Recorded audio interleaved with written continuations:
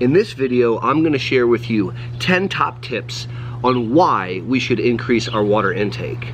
And I'm going to share 8 tips on how to make drinking water more palatable. These are the exact same tips that we share with our patients, and I'm going to share this learning with you starting right now.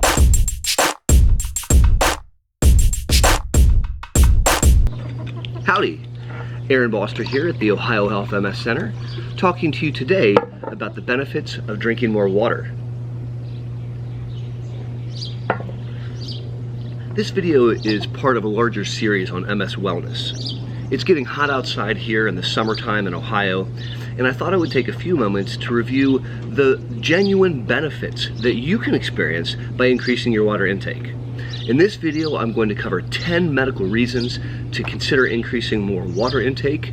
And at the end of the video, I'll share with you 8 of my best tips on how to get more water in you in a way that's palatable and doesn't feel like you're being punished. If you would like to learn more about multiple sclerosis and topics on MS wellness, please make sure to subscribe to the channel and click that notifications button so you don't miss any of our upcoming content. Let's start off with tip number 1. Increasing water intake literally decreases fatigue and depressed mood. Now think about this. Fatigue is one of the #1 reasons that people suffering from MS end up leaving the workforce. It's one of the least understood symptoms, and yet it is one of the most profound in diminishing quality of life. Depression, another very, very pervasive symptom suffered by people impacted by multiple sclerosis.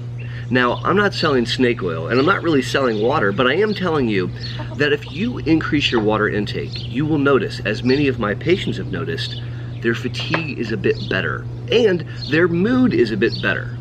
If you're listening to this going, "Nuh-uh, I don't believe that," I challenge you to try it. Follow the tips at the end of this video, and then leave a comment and let me know if your fatigue and your mood are improved. Tip number 2 is use water to combat heat sensitivity. Many people, particularly the patients I care for in the Midwest, struggle with the temperature and with the humidity in the summertime. And it can really make MS rather unbearable. One of the best ways to combat that is to cool your body from the inside. I'm talking about drinking ice water. When you know that you're going to have to go outside and it's going to be hot, I want you to bring ice water with you and cool yourself from the inside constantly. You'll find that you manage that heat, that ambient temperature, so much better. Number 3, increasing water intake can improve exercise. It can improve exercise endurance. It can also decrease associated spasms and cramps.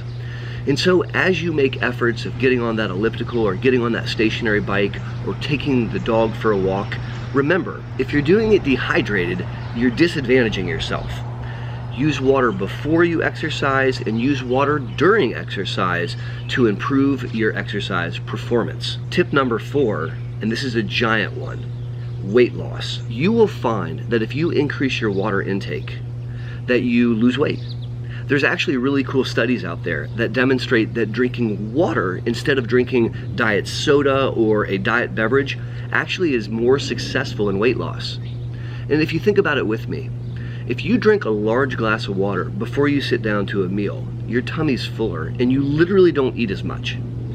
I implore you, if you're not already doing this, simply add in a glass of water before each meal and watch what happens. Tip number 5, bladder function. Many people impacted by MS suffer from problems with bladder. A tight neurogenic bladder where the bladder lining is irritated and they drink half a cup of coffee and they have to sprint to the bathroom. Recurrent UTIs is a very common problem with people suffering from MS. And many of these can be combated simply by upping your water game. If you have a tight neurogenic bladder and you always have to run to the bathroom, there's a natural tendency to shy away from water, and that's actually the wrong way to go. Because what happens is the kidneys make urine and it sits in the bladder and it's uber concentrated. And that concentrated acidic urine irritates the bladder wall and causes it to spasm. And actually can make your bladder symptoms worse. Similarly, if you have bacteria in your bladder and there's not a lot of urine in the bladder, the concentration of bacteria is actually quite high. If, on the other hand, you're doing a good job of drinking water, you're diluting that acidic urine, and you're diminishing the irritation to the bladder wall, and you're constantly flushing those bladder bugs out. By causing yourself to pee more often, you're clearing out that infection. And so if you have problems with bladder, or if you have recurrent urinary tract infections, I need you to try to increase your water intake, not decrease your water intake, and you'll find that the bladder symptoms are much easier to tolerate. Number 6 is similar, and that's bowel function. Many people with MS struggle with constipation. I have patients that literally will move their bowels less than once a week. And one of the easiest ways to combat constipation is to up your water. When you increase water intake, and it goes into the colon, and it makes that stool larger and bulkier and easier to pass. And you'll find that by increasing water intake routinely, you're much more regular. And it's much easier to pass the stool, and it's much less challenging and less painful. An added extra bonus, add in some fiber into your diet. Now, I have videos on fiber intake, specifically as it relates to constipation, and you guys can check those out. I'll put a link in the description below. But this video on water really makes an important point, I hope, which is simply by increasing your water, you're gonna find that you're less constipated and you move your bowels more readily. Number 7 is water is an awesome way to combat headaches when you have them and to prevent them so you don't get them. If you suffer from headaches, I strongly encourage you to increase your water intake. What you'll find is the frequency of your headaches goes down. And if you stay adequately hydrated, you'll get headaches much less frequently. Tip number 8, use water to combat hangovers. Many of us enjoy an adult alcoholic beverage. Sometimes we enjoy a few more than we might want to. And the next day we wish we did it because our head is killing us and we have a wicked hangover. Be proactive. Before you go out for a night with the boys, have a couple glasses of water. When you're at a bar and you order a beer, which is a diuretic and will dehydrate you, the next round, drink a glass of water before you have your next beer. In the morning, as you wake up, make sure that you hydrate adequately, or even before you go to bed that night, make sure that you hydrate adequately. You'll find that your hangover is much more manageable simply by adding some water. Number 9, improving your skin complexion. Now, for some of you might say, Aaron, I don't care, but some of you might care.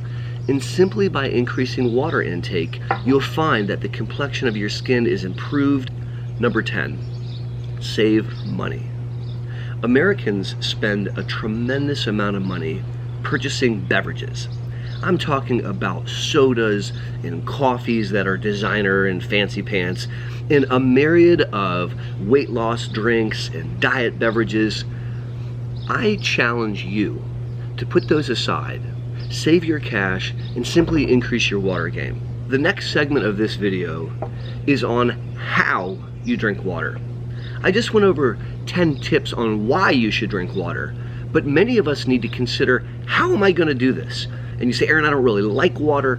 And so let me share with you 8 tips that can help you increase the amount of water you drink in a way that is palatable. Here's my first tip. Please drink 1 large glass of water with each of your 3 meals: breakfast, lunch, and dinner. I don't think that's asking too much. Now, I want you to drink a large glass of water between each meal. So between breakfast and lunch, drink a glass of water. You can do that. Between lunch and dinner, drink another glass of water. If you do that, you're already getting 5 large glasses of water in, spread out throughout the day. And so if you're not already doing it, try it out and leave a comment below and let me know if that worked out for you. Tip number 2 on how to drink more water is, at work, many people take smoke breaks. And I have plenty of videos here about why smoking is not a good idea. But what I want you to do instead is to take a water break. You can even set a smartphone alarm to bing once an hour, get up, walk over to the water cooler, have a glass of water, and then sit back down. That's going to do a lot of things beyond just getting you to drink a bit more. It's going to get you up moving around as well.